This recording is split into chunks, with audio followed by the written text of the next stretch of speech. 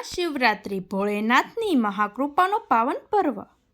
નમસ્કાર મિત્રો, આપ સૌને મહાશિવરાત્રિની હાર્દિક શુભેચ્છા।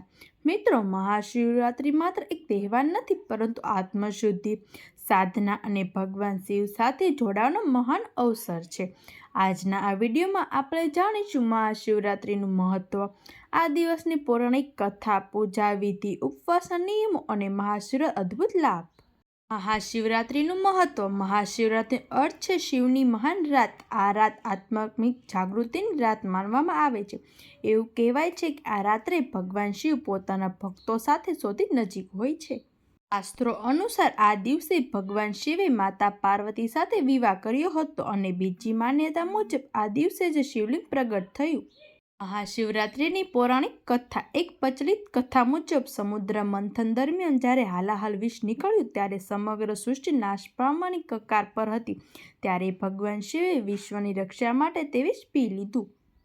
વિષના કારણે તેમનું કંઠ નીલું થઈ ગયું અને તેથી તેઓ નીલકંઠ મહાદેવ તરીકે ઓળખાય। આ ઘટના પણ મહાશિવરાત્રિ સાથે જોડાયેલી છે। મહાશિવરાત્રિની પૂજા વિધિ। મિત્રો, આ દિવસે ખાસ પૂજા કરવાથી જીવનની મુશ્કેલીઓ દૂર થાય છે।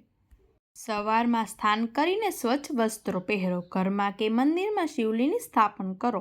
શિવલિંગ પર ક્રમે અભિષેક કરો। જળ, દૂધ, દહીં, મધ અને ઘી, ત્યારબાદ બેલપત્ર, ધતુરા, ભસ્મ અને સફેદ ફૂલ પર અર્પણ કરો। દીવો પ્રગટાવી ધૂપ કરો। મંત્ર જાપ। આ દિવસે નીચેના મંત્રોનો જાપ ખાસ ફળદાયી માનવામાં આવે છે। ઓમ નમઃ શિવાયનો 108 વાર અને મહામૃત્યુંજય મંત્ર। આરોગ્ય અને રક્ષા માટે મંત્ર જાપ કરતી વખતે મન શાંત રાખો અને ભગવાન શિવનું ધ્યાન કરો। ઉપવાસનું મહત્વ। મહાશિવરાત્રિએ ઉપવાસ રાખવાથી પાપોનો નાશ થાય છે, મન અને શરીર શુદ્ધ થાય છે, ઈચ્છાઓ પૂર્ણ થાય છે। કેટલાક ભક્તો નિર્જળ ઉપવાસ કરે છે અને કેટલાક ફળાહાર કરીને રાત્રિ જાગરણ કરે છે। મહાશિવરાત્રિના લાભ। માનસિક શાંતિ મળે છે, નકારાત્મક ઉર્જા દૂર થાય, આરોગ્યમાં સુધારો થાય, કર્જ, દુઃખ અને વિઘ્ન દૂર થાય, આધ્યાત્મિક ઉન્નતિ થાય છે।